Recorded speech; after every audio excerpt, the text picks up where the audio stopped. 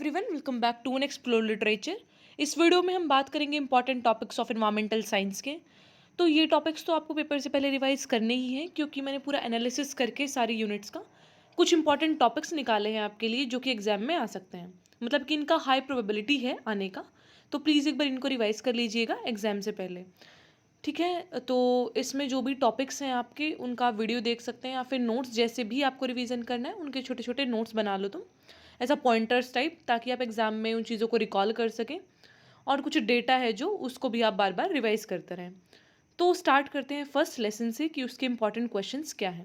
इसमें सबसे पहला क्वेश्चन है कंपोनेंट्स ऑफ एनवायरनमेंट, जो कि आपको पढ़ना है अच्छे से, एक बार वो देख लेना। सेकंड क्वेश्चन है कॉन्सेप्ट ऑफ सस्टेनेबिलिटी, कि सस्टेनेबिलिटी का जो सस्टेनेबिलिटी वाला क्वेश्चन है ये बहुत बार आता रहता है, तो इसको तुम थोड़ा सा मोस्ट इंपॉर्टेंट में काउंट करो। इसको ध्यान से देखना कि इसके कॉन्सेप्ट क्या क्या है, क्या सस्टेनेबिलिटी होता है, कैसे सस्टेनेबल डेवलपमेंट किया जाता है, तो वो सारी चीज़ें। फिर the third is sustainable development goals. ये भी अच्छा क्वेश्चन है और इम्पॉर्टेंट में ही काउंट होता है ये भी। तो इन तीनों टॉपिक्स को तो पक्का देख लेना, बाकी आप कुछ पढ़ रहे हैं या नहीं पढ़ रहे हैं वो साइड की चीज़ें हैं, इन टॉपिक्स को करना ना भूलें। देन इज सेकेंड लेसन के लिए मैंने प्रॉपर एक वीडियो बनाया, तो पूरा वीडियो देख सकते हैं तो दी बेस्ट रहेगा, क्योंकि इसमें सारे टॉपिक्स ये कवर हो जा रहे हैं। तो इसमें सबसे पहला है स्ट्रक्चर ऑफ इकोसिस्टम, ये भी आ सकता है, या फिर जो पिरामिड्स हैं उसमें से pyramid of energy is very important, तो पिरामिड ऑफ एनर्जी देख लेना। Then is ecological succession. ये सारी चीज़ें मैंने वीडियो के अंदर कवर करी है, जिसका आपको डिस्क्रिप्शन में लिंक मिल जाएगा, तो एक बार प्लीज़ उसको चेकआउट कर लीजिएगा, आपका ये पूरा लेसन कवर हो जाएगा। और काफ़ी इंपॉर्टेंट है जो ये वाले जो भी हमने टॉपिक्स बताए हैं अभी, ये बहुत इंपॉर्टेंट रहते हैं आपके एग्जाम के लिए। आता है लेसन नंबर 3, जो कि है ecosystem, function of the ecosystem. तो इसमें आपको सबसे पहले देखना है फूड चेन, फूड चेन पे भी मैंने वीडियो बनाई है, तो वो देख लेना। Then is phosphorus cycle, nitrogen cycle, ये दोनों साइकिल्स आपको देखनी है। साइकिल तो एक बार सारी पढ़ लो तो ही ठीक रहेगा, वरना उन सारियों में से भी ये जो दो साइकिल हैं, फॉस्फोरस और नाइट्रोजन साइकिल, ये काफ़ी इंपॉर्टेंट है। देन इज ये जो है होम्योस्टेसिस, इसका डेफिनेशन देख लेना। जो शॉर्ट मार्कर क्वेश्चन होते हैं ना, उसमें ये आ सकता है, ठीक है, अगर ऐसा कुछ पैटर्न है तो उसको देख लेना एक बार, उसका डेफिनेशन इंपॉर्टेंट है। तो ये था थर्ड चैप्टर के अंदर से कि आपको क्या क्या जो टॉपिक्स हैं वो करने हैं। देखो, क्योंकि ना ये जो आपका पेपर है इसके अंदर बहुत सारी सब यूनिट्स हैं, तो इसलिए आपको थोड़ा ये पता होना चाहिए कि कौन से टॉपिक्स इंपॉर्टेंट है, क्या छोड़ना चाहिए, क्या पढ़ना चाहिए। बिकॉज आपका फेस्टिवल भी चल रहा था अभी होली का, तो you would not be having इतना ज़्यादा टाइम टू रिवाइज सब कुछ, तो ये टॉपिक्स एटलीस्ट कर लेना। आता है लेसन नंबर 4, जो कि है types of ecosystem and ecosystem services. तो इसमें सबसे पहले तो आपको करना है टाइप्स ऑफ इकोसिस्टम, ये काफ़ी इंपॉर्टेंट है। फिर इकोसिस्टम सर्विसेज के बारे में देख लेना कि जो इकोसिस्टम है उससे हमें कौन कौन सी सर्विसेज मिलती है। ये बहुत ही बेसिक क्वेश्चन है सेकंड वाला, तो इसको एक बार मोटा मोटा पढ़ोगे ना इसको, तो वो तुम्हें आ जाएगा। But you have to learn this type of ecosystems, क्योंकि ये जो आपके लॉन्ग आंसर्स होते हैं ना, उसमें आ सकता है, तो उसको थोड़ा सा ध्यान से देखना। और जैसा मैंने पहले बताया कि यहाँ पे जो मैंने क्वेश्चंस बताए हैं, उनका एक बार एक एक क्वेश्चन उठाओ, टॉपिक उठाओ बुक से, छोटे छोटे पॉइंटर्स बना लो, क्योंकि अगर तुम इनको हवा में निकालोगे ऐसे तो फिर वो याद नहीं रहेगा। अगर छोटे छोटे पॉइंटर्स आप बना के रखेंगे, फिर आप उन चीज़ों को रिकॉल कर पाएंगे और एग्जाम में भी लिख पाएंगे। तो इनको ब्रॉडर थीम्स के एक जो पर्सपेक्टिव होता है ना, उससे तो एटलीस्ट देखो ही देखो, इनकी माइन्यूट डिटेल्स को भी थोड़ा कैप्चर करने का कोशिश करो, अगर हो सकता है तो जस्ट गिव योर बेस्ट। अभी आपके पास जितना टाइम है, जस्ट रिवाइज टॉपिक्स। है आपका chapter number 5, that is natural resources. इसके अंदर आपको लैंड रिसोर्सेज देखने हैं बेसिकली। तो सबसे जो इम्पॉर्टेंट क्वेश्चन है इसमें वो ये है कि लैंड डिग्रेडेशन क्या होता है, उसके कॉजेज, सॉइल इरोजन क्या होता है, उसके कॉजेज, और फिर शॉर्ट मार्कर के लिए डिजर्टिफिकेशन, कि डिजर्टिफिकेशन होता क्या है और कैसे ये होता है। तो आपको ये जो सारे टॉपिक्स हैं उनको देखना है एक बार, और पॉइंटर्स बना लेना है इनके भी। फिर आता है आपका लेसन नंबर 6, जो कि है नेचुरल रिसोर्सेज, वाटर रिसोर्सेज। मतलब कि आपको इसमें पूरा वाटर के बारे में बता रखा है कि वाटर रिसोर्स कहाँ पे होता है, कैसे होता है। तो इसमें देखो, जो हमारे ईवीएस के एग्जामिनर होते हैं ना, उनको सस्टेनेबल डेवलपमेंट से कुछ ज़्यादा ही प्यार होता है। तो वो सस्टेनेबल वाटर मैनेजमेंट हो गया, सस्टेनेबल डेवलपमेंट हो गया, तो ऐसे ऐसे क्वेश्चंस वो बहुत पूछते हैं। तो सस्टेनेबल वाटर मैनेजमेंट एक बार देख लेना। और मोस्ट इंपॉर्टेंट है आपका यहाँ पे कावेरी वाटर डिस्प्यूट, या फिर एक दो और वाटर डिस्प्यूट है, उनको भी थोड़ा नज़र मार लेना। लेकिन Kaveri water dispute is very important, और ये आ सकता है। तो इसको तो एक बार देखना कि कौन कौन से स्टेट के बीच में क्या लड़ाई है, कब से लड़ाई है, कोई एग्रीमेंट हुआ या नहीं। अगर कोई एग्रीमेंट हुआ तो उसमें ब्रोकर का रोल किसने प्ले किया। फिर उसके बाद जब एग्रीमेंट हो गया उसके बाद लड़ाइयाँ हुई या नहीं, ठीक है, इसके लिए कोई पॉलिसी एक्ट ऐसा कोई चीज़ है या नहीं।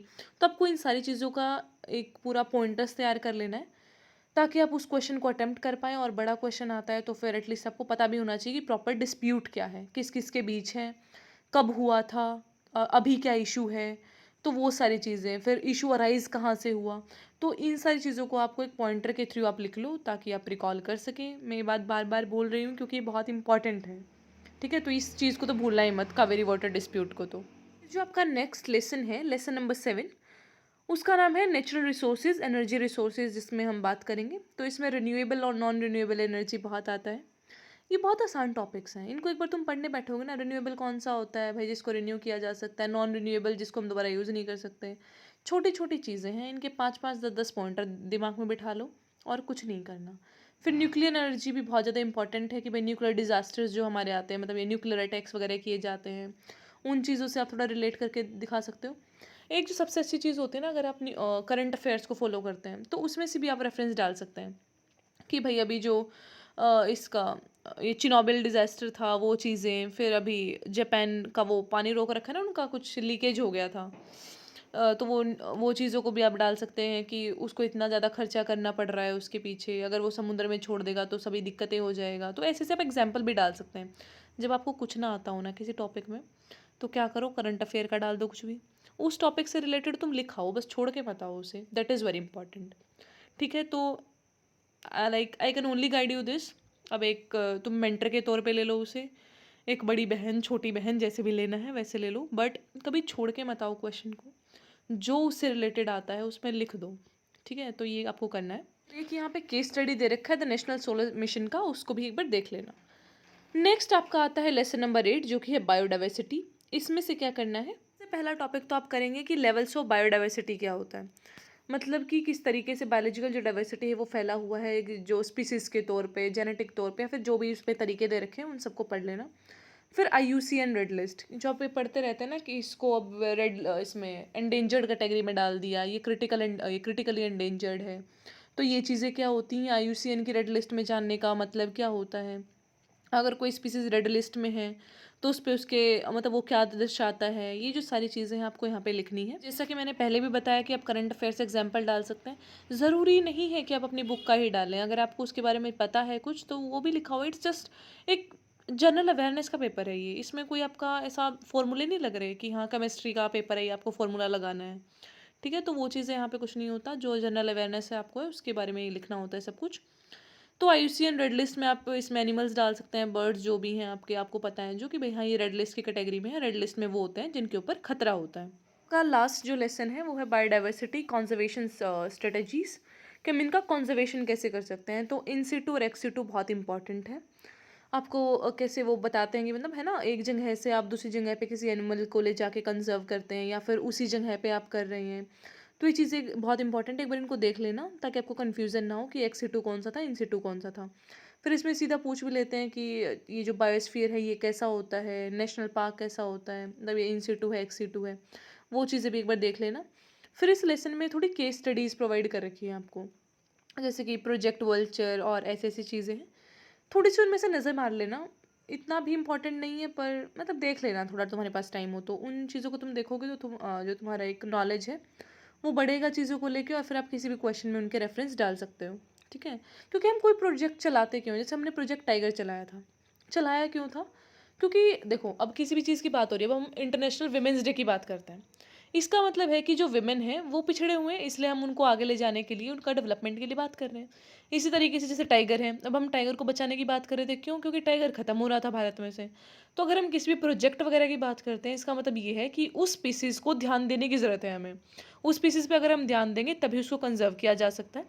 तो इसलिए उनके लिए अलग अलग प्रोजेक्ट चलाए जाते हैं जो कि आपको पढ़ने हैं। ये था इस वीडियो के बारे में, आई होप आप समझ पाए होंगे सारे पेपर के फॉर्मेट को। So don't forget to revise this topics, and exam से पहले एक बार रिवाइज कर लोगे तो it will be better for you, and इनके थोड़े पॉइंटर्स बना लेना। So that's it, all the best for your exam.